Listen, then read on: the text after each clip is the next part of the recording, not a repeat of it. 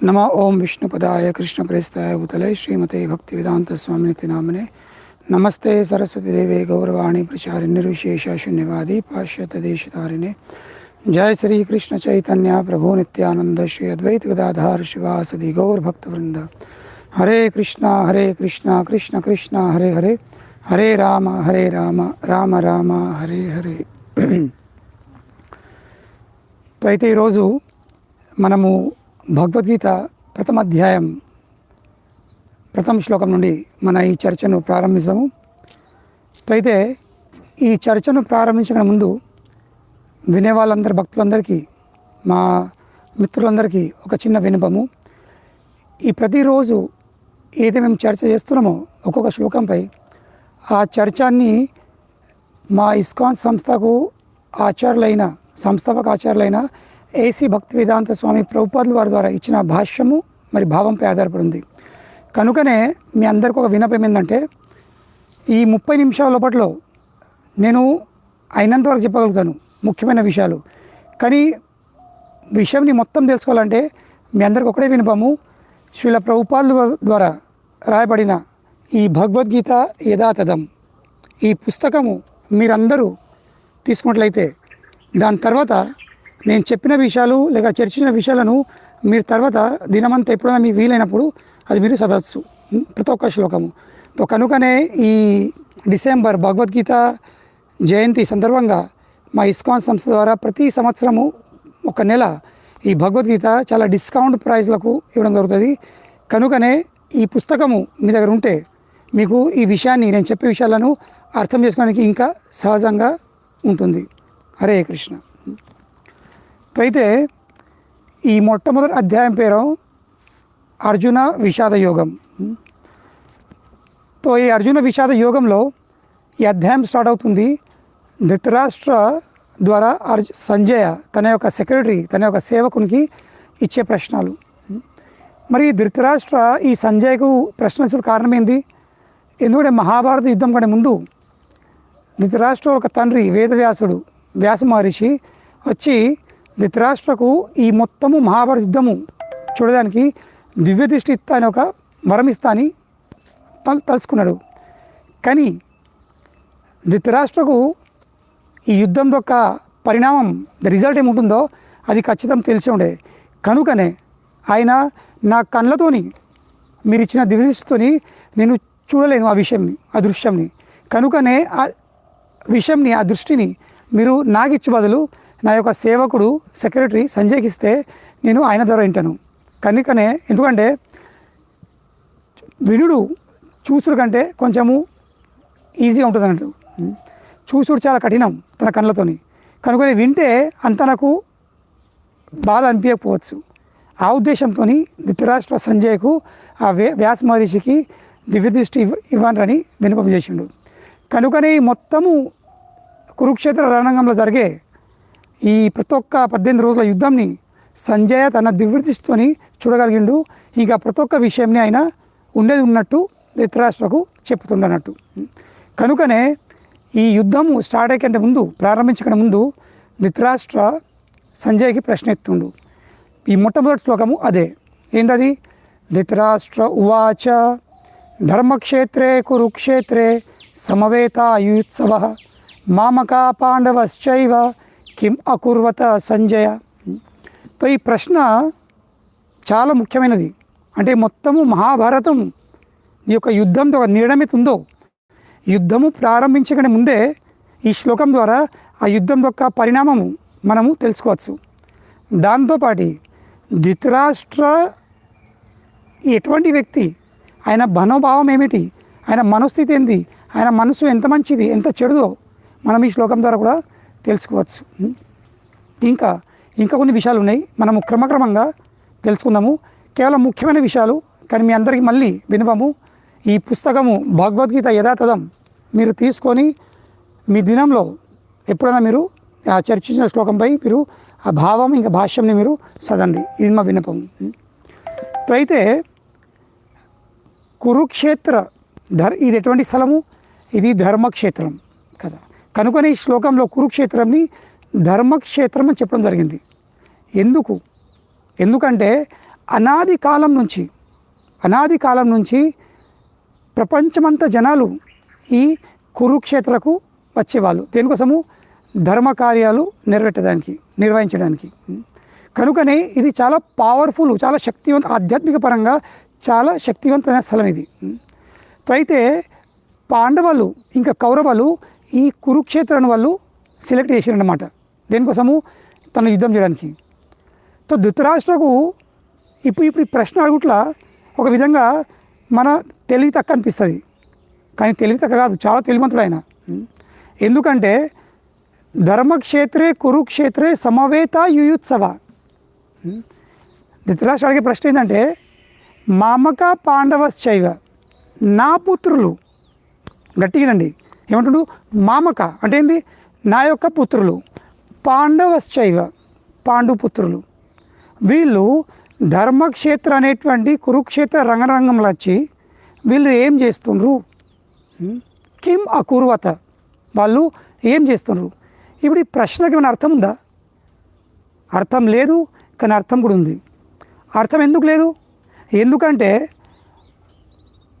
యుద్ధము చేస్తామనే ఉద్దేశంతో కౌరవులు ఇంకా పాండవులు ఈ కురుక్షేత్ర రణరంగంకి రావడం జరిగింది. ఇప్పుడు రణరంగంకి వచ్చిన తర్వాత జనాలు ఏం చేస్తారు?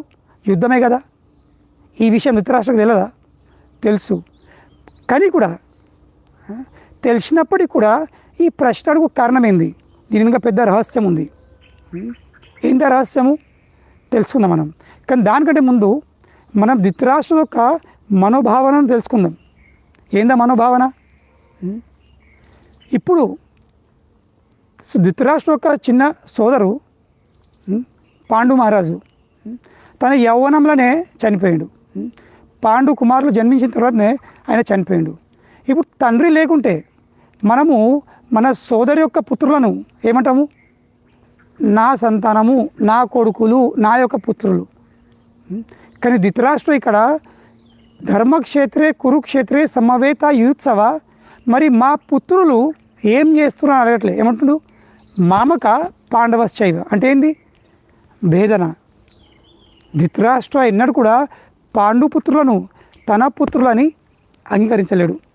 కనుకనే మనసుల వ్యక్తికి ఏ విషయం ఉంటుందో తన మనోస్థితి బట్టే తన వ్యక్తి నోటికెళ్ళో మాట వెళ్తుంది అన్నట్టు. వ్యక్తి మనసులో ప్రశాంతంగా ఉంటే ప్రశాంతమైన వార్త బయటపడుతుంది. వ్యక్తి కోపం పడి ఉంటే శబ్దం కూడా అలాగే ఉంటుంది కదా. కనుకనే నోటికెళ్ళిన శబ్దము ఇది వ్యక్తి యొక్క మనోభావనను ఇంకో మనస్థితిని సూచిస్తుంది.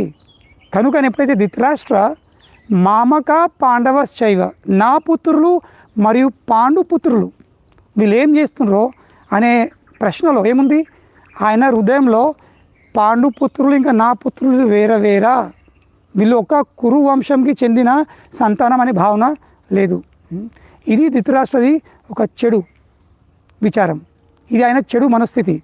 ఆయన ఎప్పటికి కూడా పాండుపుత్రులను నా యొక్క సంతానము, మా యొక్క పుత్రులు అని భావించలేడు. ఎందుకంటే తన మమకారం కారణం ఏంది? ఈ మొత్తము హస్తినాపురి రాజ్యము నాకు చెందాల్సింది, నాకు పొందాల్సింది. కానీ నా దృష్టిహీనం వల్లే నాకు అందలేదు. కానీ నాకు అందకున్నా కానీ నా యొక్క కొడుకు అందాలి.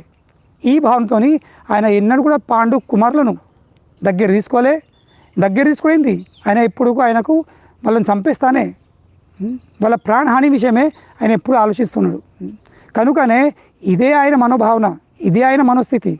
కనుకని ఈ ఒక్క శబ్దంతో ఏంది మామక పాండవశ్చైవతో మనకు ఏం తెలుస్తుంది? ధృతరాష్ట్ర యొక్క మనోభావన, ఆయన ఎంత చెడు వ్యక్తో అది తెలుస్తుంది. రెండో విషయం, ఈ ప్రశ్న అడుగు కారణం ఏంది? వాళ్ళు ఏం చేస్తుండ్రు? ఇప్పుడు రంగంలోకి వచ్చిన తర్వాత వ్యక్తి ఏం చేస్తారు? యుద్ధం తప్ప. ఇప్పుడు మనం కదా, ఒక వ్యక్తి హోటల్కి వెళ్ళిండు, టేబుల్ మీద కూర్చున్నాడు, ఎదురుగా ప్లేట్ ఉంది, ఏం చేస్తున్నావురా అని మనం సహజంగా అడుగుతాం. అంటే ఏం చేస్తాడు? హోటల్లో కూర్చుండి ఎదురు ప్లేట్ పెట్టుకొని కలుపుతుండు. దేనికోసము? టైంపాసా? తినడానికే కదా. అదేవిధంగా ఈ 84 కోట్ల జనాలు పాండవ పక్షం ఇంకా కౌరవ పక్షం ద్వారా ఇద్దరు తరపున 84 కోట్ల జనాలు ఈ కురుక్షేత్ర రణరంగంలకు ఈ సమావేశం జరిగింది. దేనికోసము? ముచ్చట్ల కోసమా? ఏం జరుగుతుంది, ఎట్లా ఉన్నావు, బాగున్నావా, లేక జీతం ఎట్లుంది, ఇవన్నీ ప్రశ్నల కోసం కాదు, యుద్ధం చేయడానికి. మరి ధృతరాష్ట్ర కిమ్ అకుర్వత, వాళ్ళు ఏం చేస్తుండ్రు అనే ప్రశ్న అడిగే ఉద్దేశం ఏముంది? రెండో విషయం, ధృతరాష్ట్ర మనసులో ఒక భయం దొచ్చుకపోయింది. ఏందా భయము? ఆ భయం అంటే ఈ కురుక్షేత్ర అనే అటువంటి స్థలంలో ఒక భయం. ఏందా భయం? ఈ కురుక్షేత్ర అన్నది ఇది సాధారణ స్థలం కాదు, ఇది సాధారణ క్షేత్రం కాదు. ఇదేంటి? ఇది ధర్మక్షేత్రం. ఇది ధర్మక్షేత్రం. ధర్మక్షేత్రం అంటే ఏంటి? అక్కడ ధర్మము చాలా ప్రబలంగా, ధర్మము చాలా గట్టిగా ఉందన్నమాట. ధర్మంతో ఒక ప్రభావము చాలా గట్టిగా ఉంటుంది. మనం కూడా ఆలోచించినట్లయితే ఈ భౌతిక ప్రపంచంలో ఒక వ్యక్తి ఎంత అయినప్పటికీ కూడా ఆ వ్యక్తి ఎప్పుడైతే తీర్థక్షేత్రాలకు వెళ్తాడో, ధర్మక్షేత్రాలకు వెళ్తాడో, ఆ వ్యక్తికి ఎందుకో అనుకోకుండా దానము చేయాలని ఒక గుణం వచ్చేస్తుంది. ఆ వ్యక్తి జేబులోకి వెళ్ళే ఇంటికడ ఉంటే అంటారు కదా, ఎంగిల్ చేత కాకి కొట్టని వాడు, కానీ ధర్మక్షేత్రంకి వెళ్తే జేబులోకి వెళ్ళే రూపాయో, 2 రూపాయలు, 5 రూపాయలు, 10 రూపాయలు దానం చేస్తూ అవుతాడు. మరి ఈ భావన ఎట్లా వచ్చింది? ఈ భావన ఆయన భావన కాదు, ఇది ఆ తీర్థక్షేత్రంది, ఆ ధర్మక్షేత్రంలో ఒక ప్రభావం అన్నమాట. ఈ ధర్మక్షేత్రం ఏం చేస్తుంది? వ్యక్తిది మనసులో ఒక మార్పు తీసుకొస్తుంది, వ్యక్తి యొక్క భావనలో ఒక మార్పు తీసుకొస్తుంది, వ్యక్తి యొక్క వ్యవహారంలో మార్పు తీసుకొస్తుంది. తో ఇదే భయము ధృతరాష్ట్రకు ఉంది. ఏందో భయము? 2 విధంగా, నా కొడుకులు ఖచ్చితమే, నా యొక్క పుత్రులు ఖచ్చితమే ఈ యుద్ధం ఓడిపోతారు అనే నమ్మకము ధృతరాష్ట్ర కలిగింది.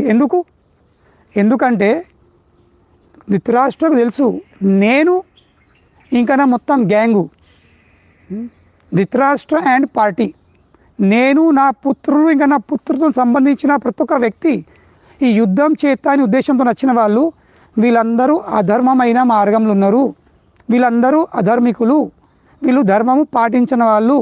కనుకనే వాళ్ళది ప్లాన్స్ ఇక్కడ కొనసాగించవు, వాళ్ళ ప్లాన్లు ఇక్కడ ఫలితం కావు, వాళ్ళ ప్లాన్ ఇక్కడ విజయవంతం కావు. ఎందుకు? ఇది ధర్మక్షేత్రము, ఇంకా వాళ్ళేమో అధర్మికులు. కానీ దానికి అపోజిటు, దానికి వ్యతిరేకంగా పాండవులు, వీళ్ళు ధర్మంపై జీవితం గడిపేవాళ్ళు, ధర్మం పాటించేవాళ్ళు, ధర్మం అంటేనే వాళ్ళ జీవితం. కనుకనే ధృతరాష్ట్రకు భయం ఏంటంటే ఈ పాండవులు వాళ్ళు ముందర నుంచే గట్టిగా ఉన్నారు, శక్తిపరంగా, అన్ని పరంగా. ఎందుకంటే సాక్షాత్ దేవాది దేవుడైన కృష్ణుడు వాళ్ళతో పాటు ఉన్నాడు. మరి కృష్ణుడు వాళ్ళతో పాటు ఉండడం కారణం ఏంది? ఎందుకంటే కృష్ణుడు ధర్మరక్షకుడు, కృష్ణుడు ధర్మపిత, ఇంకా పాండవులు ధర్మపుత్రులు, వీళ్ళు ధర్మంని రక్షించేవాళ్ళు, ధర్మంని పాటించేవాళ్ళు. కనుకనే కృష్ణుడు పాండవుల వైపున ఉన్నాడు, పాండవుల తరపున ఆయన యుద్ధం చేస్తుండు, అంటే వాళ్ళతో ఉన్నాడు, యుద్ధం చేయలేని వాళ్ళతో పాటు ఉన్నాడు. కనుకనే ధృతరాష్ట్రకు భయం ఏంది? పాండుపుత్రులు ధర్మజ్ఞులు, వాళ్ళు ధర్మం పాటించే వాళ్ళు, ఇంకా కృష్ణునితో పాటు వాళ్ళ శక్తి ఎన్నో రేట్లు పెరుగుతుంది. ఎందుకు? స్థానబలము, ఈ ధర్మక్షేత్రం యొక్క ప్రభావం వలె. కనుకనే ఈ శ్లోకం ద్వారా మనం ఒక్క పాఠం నేర్చుకోవచ్చు. అంటే ఎన్నో ఉన్నాయి, కానీ ఒక్క పాఠం నేర్చుకునేది ఏంది? జీవితంలో మనము ఏ కార్యము చేసినా కానీ ఆ కార్యము యశం పొందాలంటే, ఆ కార్యము విజయవంతం కావాలంటే దానికి ప్రాథమిక అవసరం ఏముందంటే ఆ కార్యం కోసము మనము సరైన స్థలంని ఏర్పాటు చేసుకోవాల్సింది. ఎందుకంటే స్థానబలం లేకపోతే మన ప్రయత్నాలు విఫలమైపోతాయి, మనము తలుచుకున్న కార్యము జరగదు. కనుకనే స్థానబలము చాలా ముఖ్యమైనది. మనము ఇల్లు కట్టుకున్నా, ఒక వ్యవసాయం చేసినా కానీ, ఒక దుకాణం పెట్టుకున్నా కానీ ఆ స్థలము ఎటువంటిది, ఆ స్థలము నా చేసే కార్యంకి అనుకూలంగా ఉందా లేదా, ఇది ఫస్ట్ ఆలోచించే మనం కార్యంని ప్రారంభించాల్సింది. దీనికి ఒక చక్కని ఉదాహరణ ఉంది శాస్త్రాల్లో. గజేంద్రుడు మీకు అందరికీ తెలిసి ఉంటుంది, ఒక ఏనుగు. ఒకరోజు తన కుటుంబ సభ్యులతో సహా ఒక చెర్లకు వెళ్ళిండు నీళ్ళు తాగుతామని. కానీ ఏమైంది, ఆయన నీళ్ళు దిగేసరికి ఒక మొసలి ఆయన కాలు దొరకబట్టి గట్టిగా లాగుతా పోయింది. ఆ మొసలి, ఆ ఏనుగు ఇంకా మొసలి మధ్యలో ఆ యుద్ధము ఒక 1000 సంవత్సరాలు జరిగింది. ఇప్పుడు మనం గమనించినట్లయితే ఒక ఏనుగుది ఆకారం ఎంత, ఒక మొసలి ఆకారం ఎంత. కానీ 1000 సంవత్సరాల యుద్ధం తర్వాత ఏమైంది, గజేంద్రుడు ఓడిపోయిండు. ఆ మొసలి గజేంద్రుని, ఆ ఏనుగును మొత్తము ఆ చెరువులకు లాగేసింది. మరి ఇప్పుడు ప్రశ్న వస్తుంది, ఆ మొసలికి అంత శక్తి ఎక్కడికి వచ్చింది? శక్తి మొసలిది కాదు, శక్తి అన్నది ఆ స్థానంది. మొసలి ఇది నీటిలో ఉన్న జంతువు, ఏనుగు ఇది భూమిపై ఉండే జంతువు. అదే ఇప్పుడు మొసలి భూమి మీద ఉన్నపడితే ఏనుగు గెలుస్తుండే, విజయవంతమవుతుంది. ఎందుకంటే గజేంద్రునికి, ఆ ఏనుగుకి భూమి యొక్క బలం వచ్చేస్తుండే. కానీ ఆ మొసలికి అది నీటిలో ఉన్న జంతువు కాబట్టి ఆ నీటిది ఒక వాతావరణము ఏం చేస్తుంది, ఆయనకు శక్తి ఇస్తుంది. తో కనుకనే మనము చేసే కార్యం యశవంతం విజయవంతం కావాలంటే దానికి సరైనటువంటి స్థలం ఏర్పాటు చేసుకోవాల్సింది. తో ధృతరాష్ట్రకు ఇది ఒక భయము. ఏందా భయము? కి నా కొడుకులు ఓడిపోతారు. ఎందుకంటే పాండవులు ధర్మస్థులు, ఈ ధర్మక్షేత్రము వాళ్ళ శక్తిని ఎన్నో రేట్ల లెక్క పెంచుతుంది. కనుకనే ఒక విధంగా చూస్తే ధృతరాష్ట్రకు ఈ యుద్ధంతో ఒక పరిణామం తెలిసిపోయిందన్నమాట. ఏంది, ఈ ధర్మక్షేత్రంలో నా అధర్మికులు సంతానం విజయవంతం కాలేరు. సరే, రెండో విషయం, ధృతరాష్ట్రకు భయం ఎందుకు? ఎందుకంటే ధృతరాష్ట్రకు అనిపిస్తుంది ఇది ధర్మక్షేత్రం ఉంది, స్థాన బలం ప్రభావంతో నా కొడుకుది, నా దుర్యోధనది మనస్సు ఇంకా భావము మారిపోతే. ఇప్పుడు ఒక మంచి తండ్రి ఏం చేస్తాడు, ఎప్పుడు నా కొడుకుకు మంచి గుణాలు రావాలి, మంది ప్రవృత్తి, మంది గుణము మారాలి, మంది ఒక వ్యవహారం మారాలి, వాడు పాపిష్టుడికి వెళ్ళే మంచి వ్యక్తి కావాలి, పుణ్యాత్ముడు కావాలి అని ప్రతి ఒక్క ప్రామాణికమైన తండ్రిది కోరిక ఉంటుంది కదా. కానీ ధృతరాష్ట్ర అటువంటి ప్రామాణికమైన తండ్రి కాదు. తండ్రే దురదృష్టుడు కాదు, మహాదుష్టుడు. కనుకనే తన కొడుకు విషయమైన ఆలోచిస్తలేడు, తన కొడుకు యొక్క మంచితన విషయం ఆలోచిస్తలేడు. ఆయనకు భయం ఏముంది, ఈ కురుక్షేత్రంలోకి వెళ్ళిన తర్వాత నా కొడుకు యొక్క మనోస్థితి, మనోభావన మారిందనుకో ఏమవుతుంది? దుర్యోధన వెళ్ళి యుధిష్ఠిర ధర్మరాజుకు అనొచ్చు, అన్నా ఎందుకే యుద్ధము, మనం ఇద్దరం సోదరులమే కదా, భూమి రాజ్యము నువ్వు తింటావో నేను తింటావో మనం అందరం ఒక్కటే కదా, నువ్వే నాకంటే పెద్దోనివి కదా, నువ్వే పరిపాలించు, లేక మనం శరిసగం పంచుకుందాము అనే మాట మాట్లాడితే ఏమవుతుంది? నా కోరిక నెరవేర్తది. ధృతరాష్ట్ర కోరిక ఏముండే? ఎందుకంటే పాండు మహారాజు చనిపోయిన తర్వాత, కాలమైన తర్వాత ఆ హస్తినాపూర్ గద్దెకు ఎవరు సరైన వ్యక్తి లేకపోయేసరికి ధృతరాష్ట్రనే ఆ గద్దె మీద కూర్చున్నాడు, పరిపాలిస్తుండు. కనుకనేమైంది, దానికి ఆసక్తుడైపోయాడు, ఆ పదవికి ఆయన ఆసక్తుడైపోయాడు. ఆసక్తితో ఒక లక్షణం ఏంది, మనం దాన్ని వదిలిపెట్టు మనకు నచ్చది. కనుకనే ధృతరాష్ట్ర తెలుసుకున్నాడు, ఇప్పుడు పాండు కుమారులు ఎదిగినరు, వాళ్ళు వయసుకు వచ్చేసారు, ఈ రాజ్యం నాది కాదు, కేవలం పాండు మహారాజు తరపున నేను ఇది పరిపాలిస్తున్నా. ఎందుకంటే పాండు పుత్రులు చిన్నగా ఉన్నారు, ఇప్పుడు వాళ్ళ వయసుకు వచ్చినప్పటికీ ఈ రాజ్యము, ఈ గద్దె, ఈ పదవి మళ్ళీ ధర్మరాజుకు అప్పగియాల్సింది. కానీ ఆయన ఆసక్తి వలె అప్పగించిన స్థితిలో లేడు. కనుకనే నేను లేకున్నా నా తర్వాత నా కొడుకుకు ఈ పదవి అందాలనే ఉద్దేశంతో ధృతరాష్ట్ర ఈ మొత్తము యుద్ధంకి మూల కారకుడు. ఈ మొత్తం మహాభారత యుద్ధంకి మూల కారకుడు ధృతరాష్ట్రుడు. 64 కోట్ల జనాలుకి మృత్యు అందించిన వ్యక్తి ఎవరు? ధృతరాష్ట్రుడు. తన 100 పుత్రులను బలిచ్చుకున్నాడు. ఎవరు? ధృతరాష్ట్రుడు. దేనికోసము? తన యొక్క స్వార్థం కోసము, తన యొక్క ఆసక్తి వలె. కనుకనే విచారం చేయని ఇది ఒక పాఠం ఉంది. ఆసక్తులు ఉండాల్సింది లేదని కాదు, కానీ ఆసక్తి వలె మన కుటుంబము, మన వంశంని నష్టం చేసుకోవడము ఇది తెలియతనం కాదు.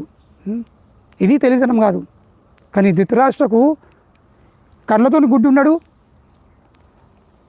మనసు ద్వారా కూడా గుడ్డోడు ఉన్నాడు, బుద్ధి ద్వారా కూడా గుడ్డోడే. కనుకనే విషయంని అర్థం చేసుకోలేకపోయాడు. తన యొక్క స్వార్థం పూర్తి కోసం తన 100 పుత్రులను బలిచ్చుకున్నాడు. ఇది ఒక చెడు వ్యక్తిది లక్షణం. కనుకనే ధృతరాష్ట్రకు భయం ఏంది? నా కొడుకుది మనసు మారిందా, నా కోరిక నెరవేర్తది, నా స్వార్థము పూర్తి కాదు. కనుకనే కిం అకుర్వత సంజయ, సంజయ నా కొడుకులు పాండుపుత్రులు ఏం చేస్తుండ్రు? వాళ్ళు ముచ్చట్లు పెడుతుండ్రా, వాళ్ళు రాయబారం చేస్తుండ్రా, లేక యుద్ధం చేయడానికి సిద్ధంగా ఉన్నారా కదా. ఇది ధృతరాష్ట్రది మనోస్థితి కదా. భయం ఉంది దేనివల్లే? స్వార్థం వల్లే.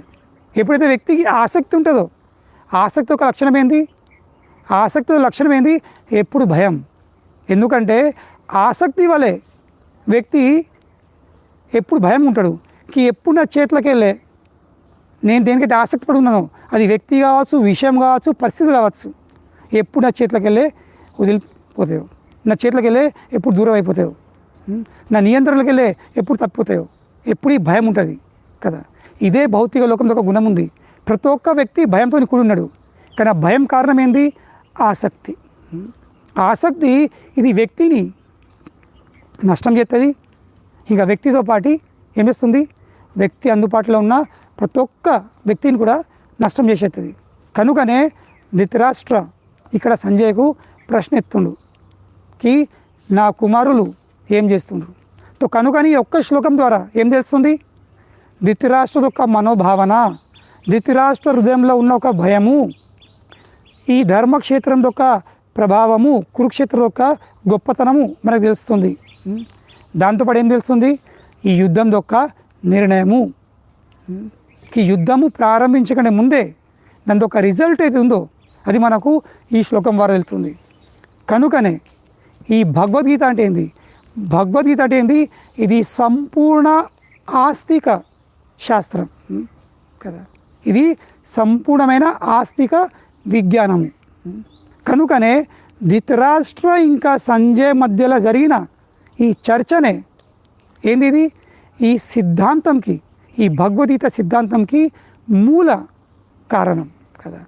వాళ్ళిద్దరి మధ్య జరిగిన చర్చనే ఈ భగవద్గీత అనే సిద్ధాంతంకి మూల కారణం ఉంది. కనుకనే ప్రభుపాదులు వారు తెలుపుతుండ్రు, ఏ విధంగా అయితే పంట పొలంలో అనవసరమైన మొలకలను పీకి పారేగల జరుగుతుందో దేనికోసము? ఈ పంట మొలకలు మంచి పెరగాలని. అదేవిధంగా ధర్మరక్షకుడైన, దేవాది దేవుడైన, ధర్మపిత అయిన శ్రీకృష్ణ భగవానుడు ఈ కురుక్షేత్ర అనే ధర్మక్షేత్రంలో ఈ యుద్ధం ద్వారా ఏం చేస్తుండు? ఈ పృథ్వీపై ఉన్న అధర్మికులకు నాస్తికులను ఆ అనవసరమైన మొలకల ద్వారా ఏ విధంగా పీకిడి బయట వారదమరుతుందో, కృష్ణ భగవానుడు ఈ మహాభారత యుద్ధం ద్వారా ఈ నాస్తికులను ఏం చేస్తుండు? ఈ పృథ్వీపైకి తీసి బయట వారిస్తుండు కదా. ఇది మహాభారతి ప్రయోజన. ఇది ఈ భగవద్గీతది మొట్టమొదటి అధ్యాయము, మొట్టమొదటి ఒక శ్లోకంది ఒక ప్రయోజనం ఉంది. ఇది అంది అర్థం ఉంది కదా. కనుకనే మీరందరూ కూడా, నేను జస్ట్ అందులో ఉన్న ముఖ్యమైన విషయాలు, ప్రభుపాదుల వారు చెప్పిన ముఖ్యమైన విషయాలపై నేను చర్చిస్తున్నా, మీకు తెలిపే ప్రయత్నిస్తున్నా. కానీ మీరు నేను మళ్ళీ చెప్తున్నా, ఈ పుస్తకము భగవద్గీత యథాతథం అనే పుస్తకము మీరు తీసుకొని ప్రతిరోజు నాతో పాటు ఒక్క శ్లోకము మీరు చదవాల్సింది. దానిపై మీరు అర్థం చేసుకోవాల్సింది. మరియు మీకు ఏమైనా ప్రశ్నలు ఉంటే మీరు నాకు కామెంట్ బాక్స్లో రాసేస్తే దానికి నేను వచ్చే సత్రాల్లో వచ్చే సెషన్లో మీకు దాని యొక్క సమాధానము నేను చెప్పగలుగుతాను. ధన్యవాదాలు. శ్రీల ప్రభుపాదకి జై.